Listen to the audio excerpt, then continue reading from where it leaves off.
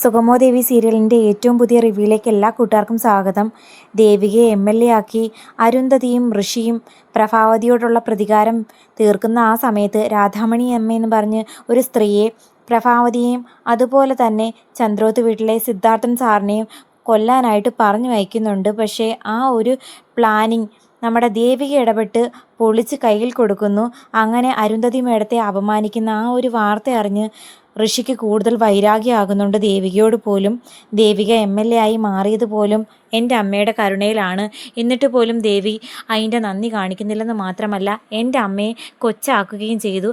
അങ്ങനെ ദേവിയോടും വൈരാഗ്യം മനസ്സിൽ സൂക്ഷിക്കുന്ന ഋഷി ഓരോ മണ്ടത്തരം കാണിക്കുകയും ഒടുക്കം അതെല്ലാം അവന് തന്നെ വിനയായി മാറുന്നുണ്ട്. പ്രഭാവതിയെ പരസ്യമായി മീരയുടെ ഓർമ്മ ദിവസം ക്ഷേത്രനടയിൽ വെച്ച് അപമാനിക്കുന്ന ആ സമയത്ത് പ്രഭാവതി മൗനം പാലിക്കുന്നുവെങ്കിലും ചന്ദ്രമതി പ്രഭാവതിയെ അപമാനിച്ചതിൻ്റെ പേര് ഋഷിയെ തല്ലുന്നുണ്ട്.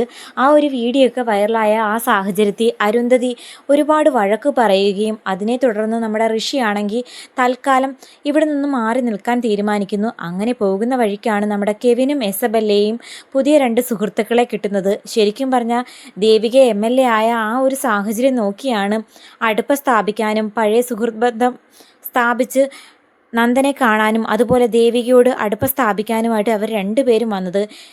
നന്ദന് ഇങ്ങനൊരു ജോലി ഓഫർ ചെയ്യുകയും കെവിനൊപ്പം ഈക്വൽ പാർട്ട്ണർഷിപ്പായിട്ട് ബിസിനസ്സിൽ പങ്കാളിത്തം നേടിക്കൊടുത്തത് തന്നെ ദേവിക MLA ആയതുകൊണ്ട് KK നായരുടെ പ്രൊജക്റ്റും അതുപോലെ മനസ്സിൽ ചില ആഗ്രഹങ്ങളുണ്ട്. അതും നടപ്പാക്കാൻ വേണ്ടിയിട്ട് തന്നെയാണ്.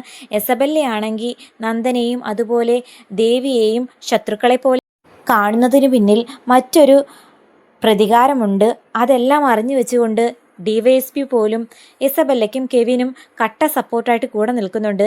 അരുന്ധതി ഋഷിയെ കാണാനില്ല എന്ന പേരിനുള്ളൊരു പരാതി കൊണ്ട് കൊടുക്കുന്ന ആ ഒരു സാഹചര്യത്തിൽ പോലും ഈ കേസ് വഷളായി പോയി കഴിഞ്ഞാൽ ഋഷി മരിച്ചിട്ടില്ലെന്നുള്ള കാര്യം പ്രഭാവതിയും അതുപോലെ നന്ദനും അറിയും. ഒരു കാരണവശാലും ഋഷി മരിച്ചിട്ടില്ല എന്നുള്ള കാര്യം തൽക്കാലം നന്ദൻ അറിയാൻ പാടില്ല.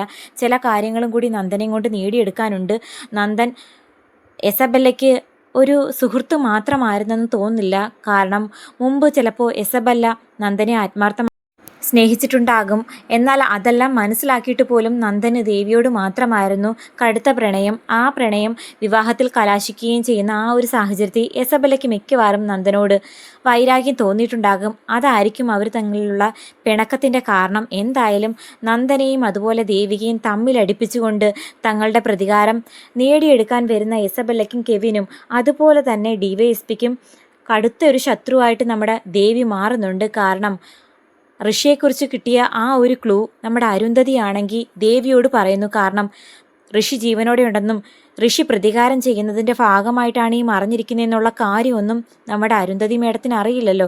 DYSPക്ക് പരാതി കൊടുത്തിട്ട് പോലും അതിനൊരു നല്ല മറുപടി തിരികെ കിട്ടിയില്ലെന്ന് മാത്രമല്ല, ആദ്യം കേസ് അന്വേഷിക്കാൻ ആവേശം കാണിച്ച അദ്ദേഹം പിന്നീട് കേസ് അന്വേഷിക്കാൻ താല്പര്യം കാണിക്കാതിരുന്ന ആ ഒരു സാഹചര്യത്തിൽ തന്നെ അവോയ്ഡ് ചെയ്യാമെന്ന് മനസ്സിലാക്കിയപ്പോൾ MLA ദേവികയെ നേരിട്ട് കണ്ട് പരാതി അപേക്ഷിക്കുകയും ആ പരാതിക്ക് ഉറപ്പായിട്ട് ഒരു തീരുമാനം ഉണ്ടാക്കി കൊടുക്കാമെന്ന് നമ്മുടെ ദേവി വാക്ക് പറയുകയും അതിൻ്റെ പേര് DYSPയെ നേരിട്ട് വിളിച്ച് ഒരു താക്കീത് കൊടുക്കുകയൊക്കെ ചെയ്തിരുന്നു. അതിൻ്റെ പേര് കേസ് അന്വേഷണം ശക്തമായി പോകുകയും എന്നാലും ഋഷിയെക്കുറിച്ച് യാതൊരു അറിവും കിട്ടുന്നില്ല. എന്നാൽ CP വഴിയും ത്യാഗരാജൻ വഴിയും ഋഷിയെക്കുറിച്ച് ചില ക്ലൂകളൊക്കെ കിട്ടുന്നുണ്ട്.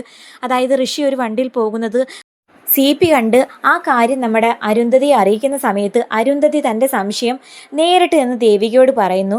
അങ്ങനെ ദേവിക വഴി ഋഷി മരിച്ചിട്ടില്ല, ജീവനോടെയുണ്ട്. മാത്രമല്ല എസബെല്ലയുടെയും കെവിനോടും ഒപ്പമാണ് ഇപ്പം ഋഷി താമസിക്കുന്നതെന്നും ഋഷിയെ കൊലപ്പെടുത്തി എന്നുള്ള കുറ്റബോധം പേറിയാണ് നന്ദൻ വയ്യായികയും അതുപോലെ ഡിപ്രഷനൊക്കെ കാണിച്ചെന്നുള്ള ആ ഞെട്ടിക്കുന്ന സത്യമൊക്കെ നമ്മുടെ ദേവിക തിരിച്ചറിയുന്നുണ്ട്.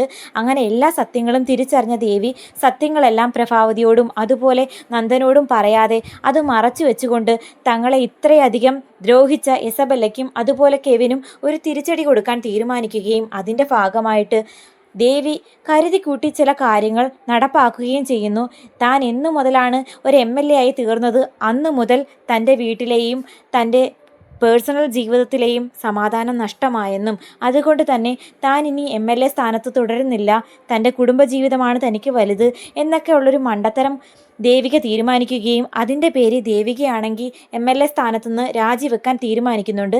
അപ്പോൾ രാജിവെക്കുന്ന ആ ഒരു വാർത്ത അറിഞ്ഞിട്ട് നമ്മുടെ സിദ്ധാർത്ഥൻ സാറിനാണെങ്കിൽ വലിയ വിഷമമൊന്നും തോന്നില്ല. മുമ്പാണെങ്കിൽ അദ്ദേഹം ഇത്രയും നല്ലൊരു MLA ഉണ്ടായ സ്ഥിതിക്ക് ദേവിക തന്നെയാണ് MLA ആകാൻ അർഹതയുള്ള വ്യക്തി എന്നുള്ളൊരു തീരുമാനത്തിൻ്റെ പുറത്ത് പ്രഭാവതിയെ പോലും മറുത്തു പറഞ്ഞുകൊണ്ട് ദേവികയ്ക്ക് കട്ട സപ്പോർട്ടായിട്ട് കൂടെ നിന്നിട്ടുണ്ടായിരുന്നു. എന്നാൽ KK നായരുടെ പ്രൊജക്റ്റ് എന്ന് ഒപ്പുവെച്ചു കൊടുത്തു അന്നു മുതൽ ദേവിക MLA സ്ഥാനത്ത് നിന്ന് മാറുന്നതാണ് അവർക്ക് ഏറ്റവും കൂടുതൽ ഇഷ്ടം. അവർക്കെന്ന് ഉദ്ദേശിക്കുന്നത് ഗിരീഷിനും അതുപോലെ തന്നെയാണ്. എന്നാൽ നന്ദനും അതുപോലെ എസബെല്ലയ്ക്കും കെവിനും ഈ ഒരു തീരുമാനം കടുത്ത തിരിച്ചടിയാണ് ഉണ്ടാക്കുന്നത്. കാരണം MLA ദേവികയും കൊണ്ട് നന്ദൻ വഴി പല കാര്യങ്ങളും നടപ്പാക്കാൻ തീരുമാനിച്ചിരുന്നു. അതെല്ലാം പാളിപ്പോകുമല്ലോ എന്ന് മനസ്സിലാക്കിയിട്ട് ശക്തമായി എതിർക്കുന്ന ആ ഒരു സാഹചര്യത്തിൽ ദേവിക എല്ലാ സത്യങ്ങളും തുറന്നു പറയുന്നുണ്ട്.